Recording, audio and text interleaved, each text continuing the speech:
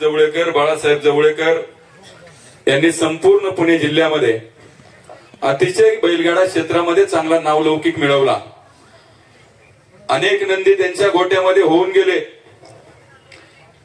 त्यानंतर मण्यासारखा नंदी त्यांच्या गोट्यामध्ये आला आणि त्याच्या नावापुढे अपराजित योद्धा म्हणून नाव लागलं। ते त्याच्या पळण्यामुळे खरं तर पुणे जिल्ह्यामध्ये अनेक घाटांमध्ये मण्याने मण्याचेच रेकॉर्ड तोडले।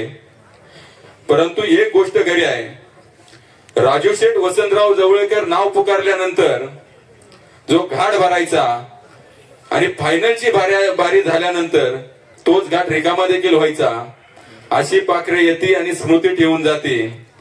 आज मण्याच्या जाण्यानं जवळेकर परिवार, संपूर्ण महाराष्ट्रातील परिवार सर्वांना खूप मोठं दुःख झालेलं आहे। आज मण्याने अनेक घाटामध्ये अनेक शर्यतीमध्ये एक नंबरचं बक्षीस मिळवलं, परंतु मालक कधीच हवेत गेला नाही।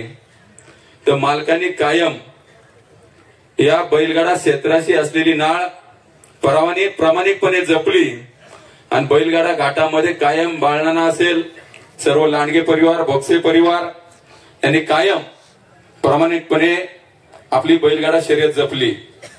आज मन्या आपल्यात नाही।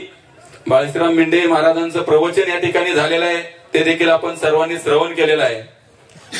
गेल्या 10 दिवसापूर्वी 11 दिवसापूर्वी तांबे आणि पानमन या परिवाराचा शुभविवाह सोहळा कृष्ण पिंगाच्या कार्यालयामध्ये होता आणि मला पिंपरी चिंचवड मध्ये दुसरं लग्न असल्यामुळे मी थोडा लवकर येऊन गेलो। त्यावेळेस सुनील तांबे पाटील मला म्हणले की 10 मिनिटं थांबा, मन्या येतोय। आजच्या लग्नातला सेलिब्रिटी म्हणून मन्या आहे, परंतु मला उशीर झाल्यामुळे मी थांबलो नाही। आणि दुसऱ्या दिवशी पहाटे उठल्यानंतर पाहतोय तर मन्याला भावपूर्ण श्रद्धांजली। एक धक्का बसला की असं कसं होऊ शकतं। एक नव्या नवरीने त्या मन्याचं औक्षण केलं, पूजन केलं, कमानीतून बैल आत येत नव्हता, बाळणाना तिथं गेले, म्हणले चल मन्या, तर मन्या बाळणानाच्या मागे आला आणि त्या ठिकाणी नवरा नवरी सोडून मन्याला पाहणारी लोक, सर्व पै पाहुणे त्या ठिकाणी उपस्थित होते। आणि एवढा म्हणजे आपल्या घरातला व्यक्ती आपला ऐकत नाही, पण तू एक बैल ऐकू शकतो। बैलाला किती ज्ञान असतं।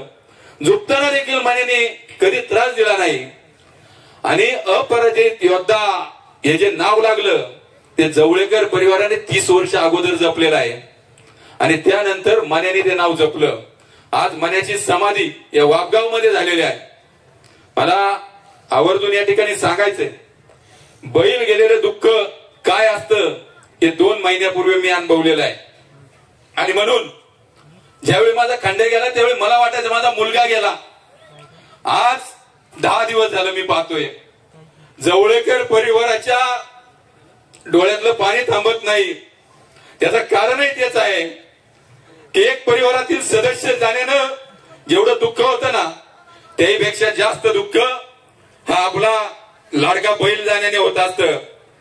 राजू शेठ, बाळणाना, तुम्हाला आज मी आवर्जून सांगेल की संपूर्ण महाराष्ट्राच्या डोळ्यात पाणी आलं। एवढं मन्यावर प्रेम करणारा बैलगाडा शौकीन, बैलगाडा मालक या महाराष्ट्रामध्ये आहे। मी नक्की आवर्जून सांगेन, रामकृष्ण टाकळकर, नवनाथ शेठ ओले आम्ही बरोबर असताना कायम रामकृष्णाला देखील फोन यायचे। ज्यावेळी जवळेकरांचं नाव पुकारलं जायचं त्यावेळी परदेशामध्ये देखील व्हिडिओ क्लिप मन्याची पाहिली जायची। एवढा मन्या हा लोकप्रिय होता। परदेशात सुद्धा मन्याची पळणी सर्वांना आवडत होती। असा प्रामाणिक बैल पुन्हा होणे नाही, म्हणून मी नक्की राजू शेठला आज आवर्जून सांगेन, बैलगेड्याचं दुःख, मन्या गेल्याचं दुःख हे खूप मोठं आहे, परंतु मन्याच्या आशीर्वादाने राजू शेठ तुम्हाला नक्की मन्या पळत मिळेल आणि पुन्हा अपराजित योद्धा म्हणून जवळेकर परिवार कायम या पुणे जिल्ह्यामध्ये बैलगाडा क्षेत्रामध्ये अग्रस्थानी असेल। मी जास्त काही बोलत नाही, आपण सर्वजण या ठिकाणी उपस्थित आहात। एक छोटीशी आठवण 1 मिनिटात सांगतो। महेश दादा लांडगेंनी चिखली जाधववाडीमध्ये यात्रा भरवली। पहिल्या फेरीत बैल झुपला, मन्या ठेसाळला, बारी झाली 11:99।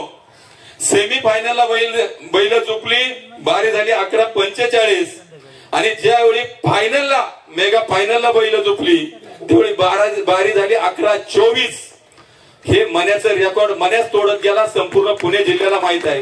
म्हणून मी सर्व उपस्थितांच्या वतीनं, बैलगाडा मालकांच्या वतीनं, बैलगाडा शौकीनांच्या वतीनं, संपूर्ण अखिल भारतीय बैलगाडा संघटनेच्या वतीनं, भोसरी विधानसभा मतदारसंघाचे आदरणीय आमदार महेशदादा लांडगे यांच्या वतीनं लाडक्या मन्या बैलाला भावपूर्ण श्रद्धांजली अर्पण करून या ठिकाणी माझे दुःखित 2 शब्द थांबवतो.